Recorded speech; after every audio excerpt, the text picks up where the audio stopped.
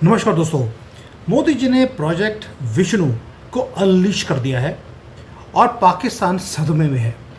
और साथ में अगर हमने एक प्रोजेक्ट को अनाउंस किया है और पाकिस्तान के खेमे में आग न लगे, मज़ा नहीं आता। तो पाकिस्तान ने क्या किया, अपना पूरा एयर स्पेस बंद कर दिया है। क्यों?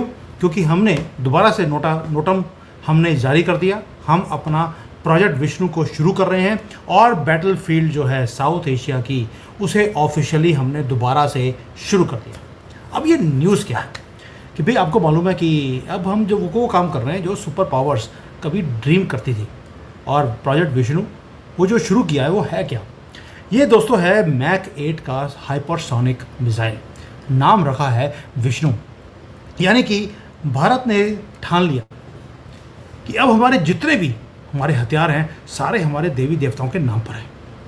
ये दिखा रहे हैं सुअरों को कि तुम्हें अब चुन चुन के मारेंगे। और जो विष्णु है वैसे तो बड़े शांत रहते हैं, आपको मालूम है, लेकिन जब वो जाग जाते हैं और हथियार उठा लेते हैं तो घातक हो जाते हैं। इसलिए हमने नाम भी विष्णु रखा है। और ये अनाउंस करते ही और नोटम इशू करते ही पाकिस्तान की एयर स्पेस आप देख लीजिए खाली पड़ी है। वैसे भी खाली तो इनके पास हमेशा रही है, लेकिन इसके बाद बिल्कुल सदमा है, क्योंकि ये टेक्नोलॉजिकल एक मॉन्स्टर है दोस्तों, जिसने शेकअप कर दिया है इस्लामाबाद को। क्योंकि ये वो टेक्नोलॉजी है जो अब बड़ी बड़ी कंट्रीज़ के पास भी नहीं है।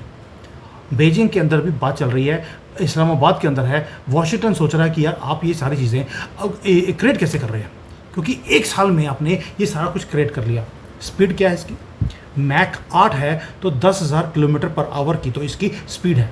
यानी कि सिंपल मिसाइल नहीं है ये। वो है जैसे तीर होता है विष्णु का, जब एक बार कमान से निकल गया तो अपना काम करके ही आएगा। तो ये है वो चीज़ जो अब टेरर को फैलाने वाली कंट्री पाकिस्तान के अंदर ये टेरर करेगा, वही विष्णु के नाम पर। दोस्तों जो मिलिट्री के प्लानर्स हैं पाकिस्तान के अंदर, अब उनको इसकी जो ये विष्णु हमारा जो मिसाइल है इसकी आवाज़ सुन रही है, क्योंकि ये सिंपल मिसाइल नहीं है ये भाई।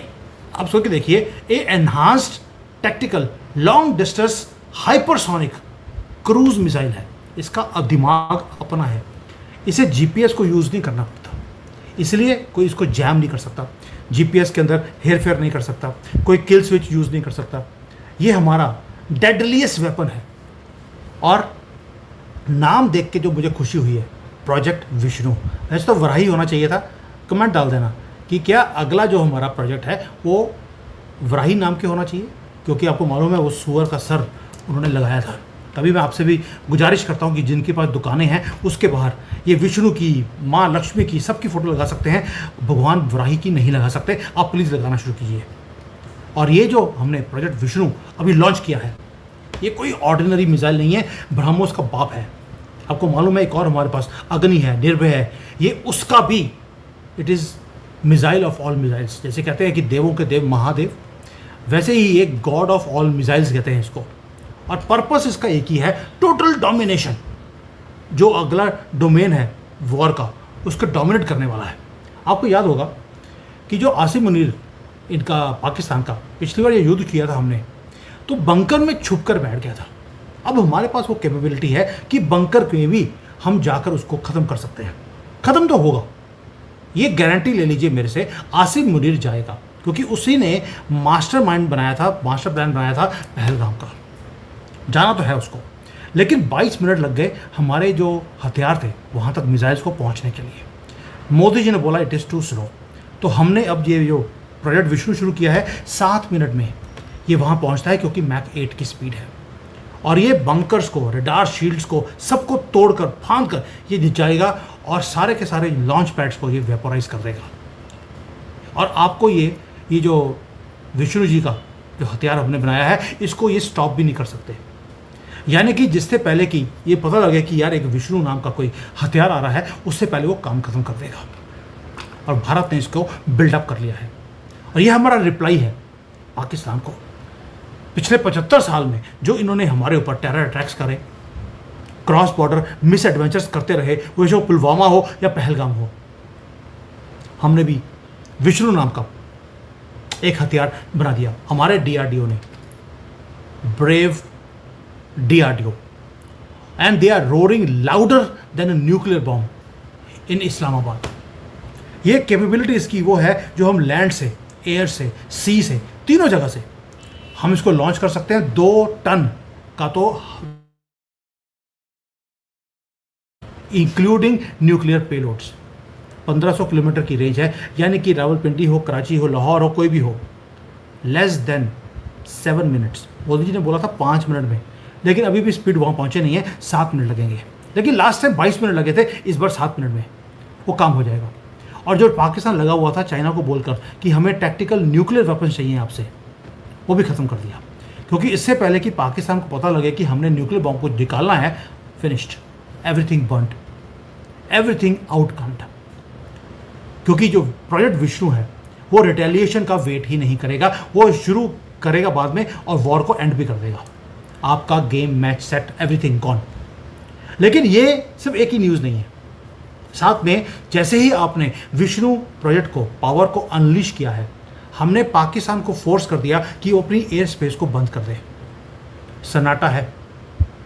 और ये सेम पैटर्न आपको नोटिस किया होगा जब हमने सडनली ये बोल दिया था कि हम अपने एयर स्पेस पे नोटम हमने किया कि हम कोई हथियार टेस्ट कर रहे हैं या हम एक एक्सरसाइज कर रहे हैं एयर की।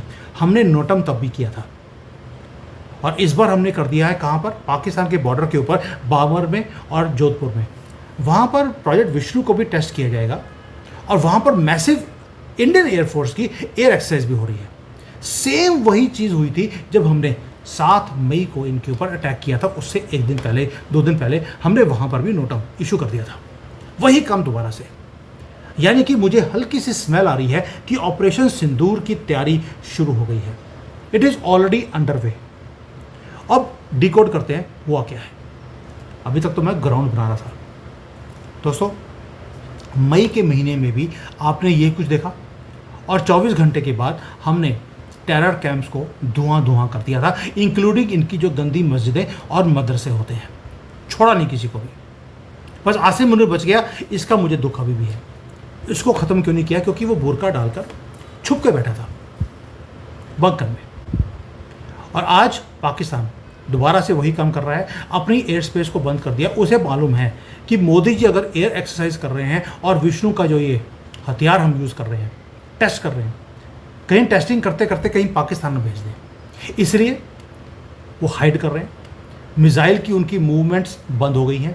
टेरर कैंप्स को दोबारा से उन्होंने शिफ्ट करना शुरू कर दिया।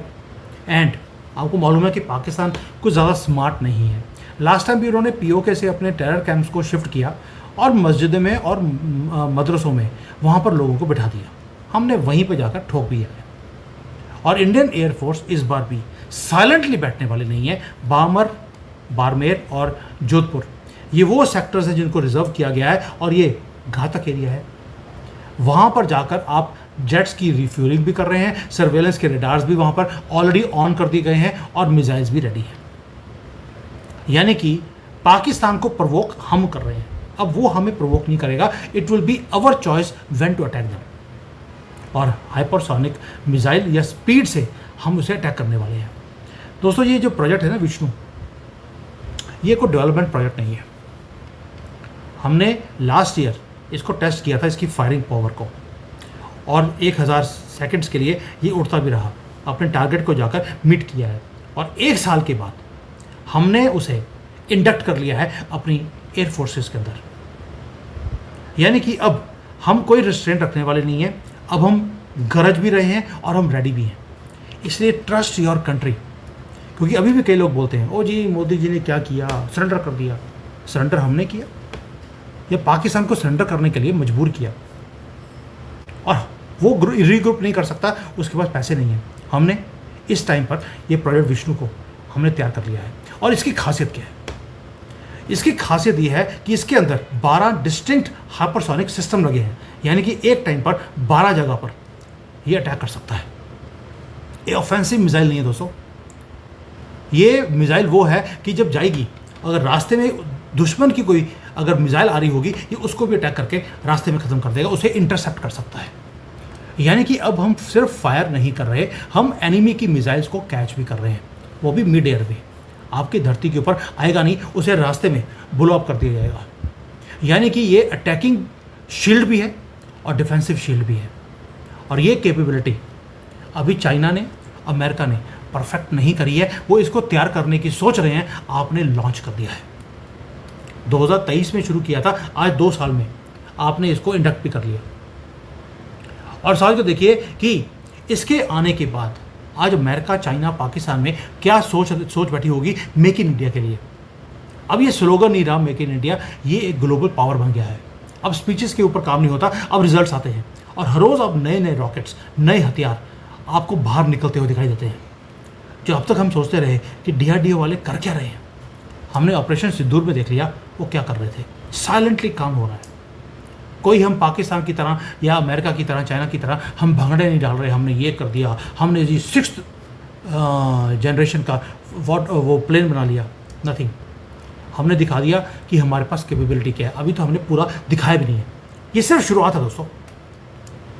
क्योंकि जो मिलिट्री के एनालिस्ट हैं उन्होंने बोलना शुरू कर दिया कि इस बार अब जब ऑपरेशन 2.0 होगा, भारत के पास वो कैपेबिलिटी आ गई है कि हम पाकिस्तान का जो पूरा का पूरा कमांड सेंटर है, टैक्टिकल न्यूक्लियर साइट्स हैं, उसे 7 मिनट से कम में हम ख़त्म कर देंगे। कोई रिटेलिएशन का मौका ही नहीं देंगे। और आपको मालूम है कि वहाँ पे जो एयर डिफेंस सिस्टम्स हैं, HQ9 है, HQ16 है, और 24 हो या 72 हो, क्योंकि 72 के साथ इनको बहुत ज़्यादा प्यार है, वो HQ72 क्यों ना हो, कंप्लीटली हमने इनको ह्यूमिलेट किया ऑपरेशन सिंदूर 1 में और 2 में। आप समझ सकते हैं, अगर 1 में ब्रह्मोस का मुकाबला नहीं कर पाए तो अब ये विष्णु जी का मुकाबला कैसे करेंगे। यानी कि जो हमारी लॉइटरिंग म्यूनिशंस हैं वो डिस्ट्रॉय करेंगी इनकी एक एक जगह को। सिर्फ 2 या 3 अपने हथियार निकालने हैं, और पाकिस्तान टूचा सा इतना तो है, और इसके अंदर 12 वॉरहेड्स हैं। आपने 5-6 निकाल दिए, 60-70 जगह ख़त्म की, काम ख़त्म। और पाकिस्तान के जो जेट्स हैं उन्हें जैसे लास्ट टाइम आपने टेक ऑफ भी होने नहीं दिया, इस बार पता नहीं लगेगा। आपने लास्ट टाइम सिर्फ इनके जो एयरपोर्ट्स थे उनको डिस्ट्रॉय किया है, इस बार प्लेन को भी अब छोड़ने वाले नहीं हैं, क्योंकि पाकिस्तान क्रॉस बॉर्डर टेररिज्म को छोड़ देगा। ये कुत्ते की पूंछ है, सीधी नहीं हो सकती। अब हम स्ट्राइक करेंगे anywhere we want and we will strike first. और प्रोजेक्ट विष्णु जो है भारत का सिग्नल है दुनिया के लिए। अब हम कैचअप की काम नहीं करेंगे कि आप हमें अटैक करेंगे फिर हम करेंगे। अब तो पाकिस्तान के जो उनके मंत्री हैं उन्होंने बोलना शुरू कर दिया कि भारत ने अब रूल सेट कर दिया है, इस बार अटैक वो करेगा। ये उनके मंत्री पार्लियामेंट के अंदर बोल रहे हैं। तभी उन्होंने राहुल गांधी को एक्टिवेट किया है बहरीन में जाकर कि इससे पहले कि भारत हमारे ऊपर अटैक करे, तुम भारत को अंदर से अटैक करवाना शुरू कर दो। दोस्तों, जो हमारा पूरा का पूरा डिफेंस जो ये मैकेनिज्म है, आप सोच के देखिए, स्टेल्थ फाइटर प्रोग्राम्स हम ऑलरेडी कर रहे हैं। हम इंडिजिनस मिसाइल डिफेंस सिस्टम्स हमने क्रिएट कर लिए हैं। मिसाइल सिस्टम्स ऐसे हैं जो अभी अमेरिका के पास भी अभी है नहीं, हमने ऑलरेडी इंडक्ट कर लिया। और अब तो हमने डिफेंस इकोसिस्टम को एक्सपोर्ट भी करना शुरू कर दिया है, क्योंकि अब भारत सिर्फ अपने आप को डिफेंड नहीं करता, अब हम डोमिनेट करना चाहते हैं। We want to have domination in our area and in defence sector. अब आप देखेंगे आगे आगे जाकर हमारी जो डिमांड है हथियारों की वो बढ़ती जा रही है, thanks to Pakistan, thanks to China and America, जिन्होंने ऑपरेशन सिंदूर में हमें अपनी कैपेबिलिटी को दिखाने का मौका दिया। जहां पर हमने हथियार इन उग्रवादियों के ऊपर टेस्ट करके हमने दिखा दिया कि ये काम भी करते हैं और सटीक वार करते हैं।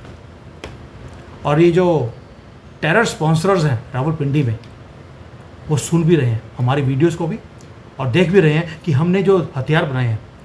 मज़े की बात देखिए, नाम क्या है इनके, विष्णु, महादेव, प्रचंड, और एक और है जिसको हम कहते हैं सुदर्शन चक्र, वो भी बनाया हुआ है। और इसको चाइना भी देख रहा है, पाकिस्तान देख रहा है, अमेरिका भी देख रहा है। अब हम सॉफ्ट स्टेट नहीं रहे जैसे पहले थे। देखो जी, हमारे ऊपर पाकिस्तान ने अटैक कर दिया है, अब ये लैंग्वेज हम यूज़ नहीं करते, अब हम अटैक करते हैं। ये 2008 का भारत नहीं है, ये नया भारत है जहाँ पर प्रोजेक्ट विष्णु होगा। अगला प्रोजेक्ट आपको प्रोजेक्ट वराही भी दिखाई देगा, जहाँ पर इनकी जन्नत कैंसिल होगी परमानेंटली।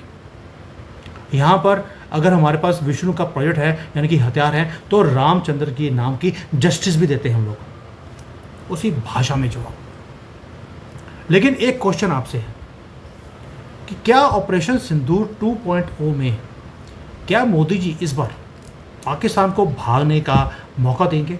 वो रोना शुरू कर देगा आपके पैरों में, वो आपके पैरों में रोना शुरू करेगा और उनको छोड़ देंगे आपके, या इस बार फुल एंड फाइनल किया जाएगा पाकिस्तान का? ये क्वेश्चन मैं आपके लिए छोड़ता हूँ। आंसर मुझे मालूम है कि इस बार मोदी जी क्या करेंगे, क्योंकि मोदी जी के मेरे हिसाब से ज़्यादा टाइम नहीं रहा, साल 2 साल, then he will retire. This is my own judgement. और क्या ये फाइनल चैप्टर जो भारत पाकिस्तान का है, क्या इसे अब कंप्लीटली एनिलेट किया जाएगा मोदी जी की तरफ से? ये आपका क्या कहना है? And please don't forget to write any comment of yours if you are a proud Indian and you know what to say. As far as I am concerned, मुझे इसी बात की खुशी है कि अब ज़मीन भारत की हमारे पास है। जो पहले होता था कि कांग्रेस के टाइम पर कभी चाइना ले गया, कभी पाकिस्तान ले गया, अब हम रिक्लेम कर रहे हैं पूरी कंट्री को। मस्जिदें जो गंदी गंदी इन्होंने बनाई हुई हैं इलीगली पूरे भारत में तोड़ी जा रही हैं योगी जी की तरफ से। वो खुद बोलते हैं ये इलीगल जो हैं, ये इलीगल काम ही करते हैं, ये तोड़ी जाएंगी। यानी कि ज़मीन आपने कंट्रोल करनी शुरू कर दी, समंदर आपने ऑलरेडी डिक्लेयर कर दिया इंडियन ओशन हमारा है, अब स्काई इज़ ऑल्सो अवर्स। और खुशी बात की इस बात की है, खुशी इस बात की है कि विष्णु जी ने दोबारा से भारत के ऊपर नज़र रखनी शुरू कर दी है और इसे प्रोटेक्ट भी करना शुरू कर दिया है अपने नाम के हथियारों से। जय हिंद, वंदे मातरम।